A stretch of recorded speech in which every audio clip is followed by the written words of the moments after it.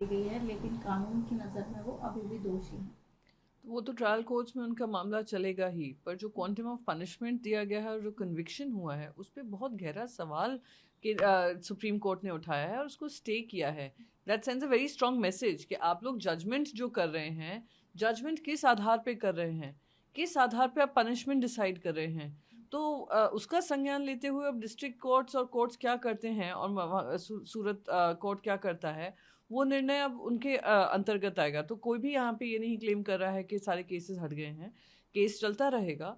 पर supreme court ने जो संज्ञान लिया है कि पनिशमेंट एंड द जजमेंट, उसमें कहीं ना कहीं विरोधाभास है। जी, ठीक नहीं था। अब फडणवीस जी खुद ऐसी बयानबाजी करते रहते हैं। प्रधानमंत्री नरेंद्र मोदी जी को भी यही ज्ञान उनको देना चाहिए, फडणवीस जी को। जब जर्सी काव, इटालियन जर्सी काव जैसे शब्दों का इस्तेमाल करते हैं, 50 करोड़ की गर्लफ्रेंड का इस्तेमाल करते हैं, वो ऐसी ऐसी भाषा का इस्तेमाल करते हैं, गुंडागर्दी, ये वो, विपक्ष को, क्या विपक्ष की अलायंस को आप टेररिज्म से लिंक करते हैं। मैं उम्मीद करती हूँ जो उन्होंने कहा है और जो सुप्रीम कोर्ट ने राहुल गांधी जी को लेकर टिप्पणी की है, वो खुद अपने जीवन में प्रधानमंत्री भी अपनाएंगे। कांग्रेस गीदड़ भी होते हैं, आपके शामिल होने को लेकर ये टिप्पणी कर रहे हैं, वो आपको गीदड़ से तुलना कर रहे हैं। आम आदमी पार्टी और कांग्रेस पार्टी दोनों ही इंडिया अलायंस के मेंबर्स हैं और उस पर आपस में जो भी दिल्ली के जो भी वो हैं लीडर्स हैं कांग्रेस के, वो अपनी टिप्पणी कर रहे हैं, आम आदमी पार्टी से हो रहा है। बट मैं फिर भी कहूँगी विरोधाभास पॉलिटिक्स में अपने हो सकता है, पर विरोधाभास देश के लिए नहीं हो सकता है। जहाँ देश में संविधान ही खत्म हो रहा हो, प्रजातंत्र ही खत्म हो रहा हो और एक मनमानी पार्टी अपना काम कर रही हो, सेंट्रल एजेंसीज को खत्म करने का काम कर रही हो, इलेक्शन कमीशन को अंडरमाइन करने का काम कर रही हो, तो उसमें भले ही कितना विरोधाभास आपस में हो, पर देश में एकजुट होकर ये लड़ाई लड़ना बहुत ही महत्वपूर्ण है, प्रजातंत्र को बचाने के लिए, संविधान को बचाने के जी, लिए। ये आज भी कॉलेज के पास अवैध निर्माण था, वहाँ पर कुछ हटाया गया वहाँ के सीएम के निर्देश के बाद। इस पर क्या कहेंगे? देखिए, अपनी खुद की जो विफलताएं हैं वो बुलडोज़र जस्टिस के माध्यम से छुपा देना बहुत ही दुर्भाग्यपूर्ण है। सबसे पहले अगर अवैध वहाँ पे दुकानें थीं, अवैध घर थे, तो इतने दिनों से कार्रवाई क्यों नहीं हुई? पहले तो। दूसरा, आपका खुद का इंटेलिजेंस फेलियर दिखा रहा है। होम मिनिस्टर कह रहे हैं मेरे पास कोई ऐसा इंटेलिजेंस ही नहीं है। इतने वीडियो सोशल मीडिया पे वायरल हो रहे थे दोनों तरफ के, क्या आप उन सबका संज्ञान नहीं लिया? इतना सीरियस इंटेलिजेंस इशू है स्टेट में, तो दिखाता है कि स्टेट गवर्नमेंट इंटेलिजेंस को लेकर सीरियस नहीं है। तीसरी बात, आपको पता है इतनी बड़ी शोभा यात्रा निकलने वाली है, उसका रूट क्या होने वाला है, कितने लोग होने वाले हैं। खुद डेप्यूटी चीफ मिनिस्टर ने कहा है कि उनको अंधेरे में रखा गया। वीएचपी और बजरंग दल ने उनको अंधेरे में रखा कि किस तरीके की शोभा यात्रा होगी, कितने लोग शामिल होंगे, कितने उसमें वेपन्स होंगे।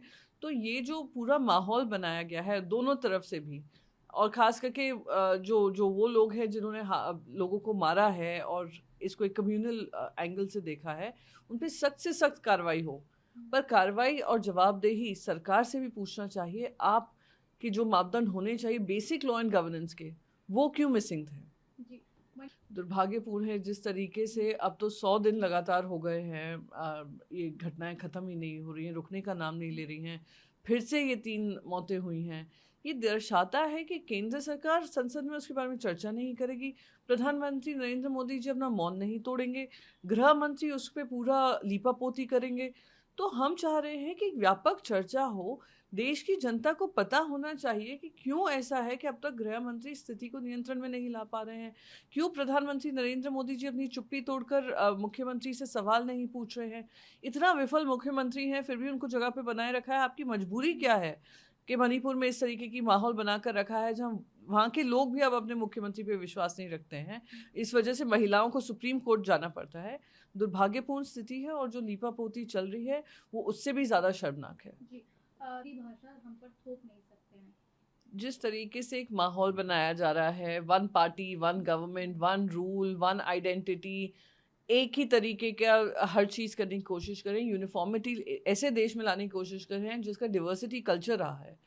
तमिलनाडु हो, आंध्रा हो, केरल हो, महाराष्ट्र हो, उड़ीसा हो, उनकी सबकी स्टेट रीजनल आइडेंटिटीज़ बहुत इंपॉर्टेंट हैं।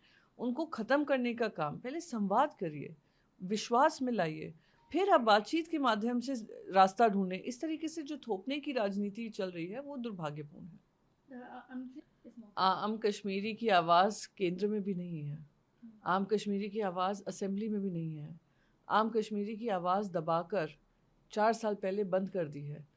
और एलजी कुछ भी कहें, सच्चाई ये है कि खुद अमित शाह जी ने कहा था 1 साल के अंदर अंदर पीस बहाल होने के बाद हम फिर से वहाँ पे चुनाव रखेंगे। आज तक 4 साल हो गए हैं, चुनाव नहीं हुआ है। पूरा जो वहाँ की आवाज़ है, जो पार्लियामेंट में गूंजनी चाहिए थी, कोई नहीं है उनका पक्ष रखने के लिए।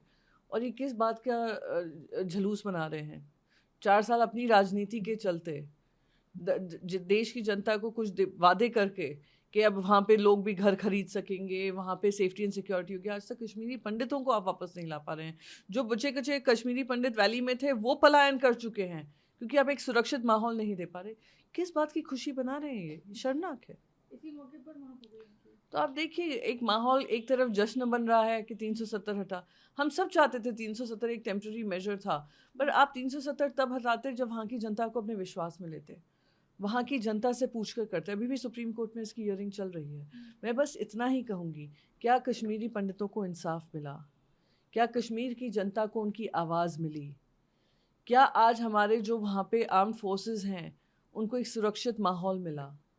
तो ये सारी बाकी चीज़ें जो बोल रहे हैं वो बोलते रहे, अपना जश्न मनाते रहे। ये वही है, कथनी और करनी में जो अंतर है वो स्पष्ट दिखाई दे रहा है। जी, केंद्रीय मंत्री तो कोई उनसे कहे, ज़रा अपने कैबिनेट में देख लीजिए, दाएं और बाएं जहाँ आप मंत्री हैं, दाएं बाएं देखिए। पीयूष गोयल जी से शुरुआत कर लीजिए, फिर आप अनुराग ठाकुर जी पे चले जाइए, फिर आप ज्योतिरादित्य सिंधिया पे चले जाइए। मैं आपको ऐसे अनेक उदाहरण दे सकती हूँ उसी कैबिनेट के। तो दूसरों पे कीचड़ उछालने से पहले ज़रा अपने गिरेबान में तो झांकिए। पर हाँ, इनके गिरेबान में तो कीचड़ होते ही नहीं है क्योंकि मोदी वॉशिंग पाउडर सबको लागू हो जाता है। Right from Himanta Biswa Sarma to Jyotiraditya Scindia के उनने जो भी कहे होंगे उनके 100 खून माफ, पर उनकी डायनेस्टी चार्जेस माफ, पर वो लोग सत्ता में बने रहेंगे और दूसरों पे टीका टिप्पणी करेंगे। जी, करना प्रभावशाली नहीं है। ऐसे मॉडल तो हमारे राज्य में भी हैं, कई बातें कही। देखिए, नॉलेज एक्सचेंज जब होता है, एक राज्य के दूसरे राज्य में जाकर देखते हैं, तो ये नॉलेज एक्सचेंज की तरीके से देखना चाहिए। एक हेल्थ मिनिस्टर वहाँ के हेल्थ मिनिस्टर से मिलकर एक जगह जाते हैं, मोहल्ला क्लिनिक देखते हैं। पर सच्चाई ये भी है कि बहुत सारे रीजन्स में, जैसे आप मुंबई में भी आप अगर बीएमसी का देखते हैं, म्युनिसिपल कॉरपोरेशन, जब तक हमारे कार्यकाल में था, हमने ऐसे बहुत सारी जन सुविधाएं बनाई हैं जो जनता के बीच जाती हैं। इसलिए शायद आज शिवसेना 25 साल से म्युनिसिपल कॉरपोरेशन पे बार बार जनता का विश्वास जीत कर आई है। अब ये अलग बात है कि चुनाव वहाँ पर हो नहीं रहे हैं मुंबई में, क्योंकि जानते हैं फिर से भारतीय जनता पार्टी की करारी हार होने वाली है। पर बाकी सारे राज्यों में भी the importance of this visit, मैं कहूँगी इम्पोर्टेंस इस विजिट का ये था कि आपसी नॉलेज शेयरिंग होना ज़रूरी है। वो जाकर कर्नाटका में देखें किस तरीके से मोहल्ला क्लिनिक को और सक्सेसफुल बना सकते हैं, और वहाँ पे जाकर, जैसे बेंगलोर के कर्नाटका के हेल्थ मिनिस्टर गए हैं, वहाँ पे जाकर सीखा है कि किस तरीके से जो ऐसे डिसएम्पावर्ड कम्युनिटीज़ हैं उनको एम्पावर किया जा सके।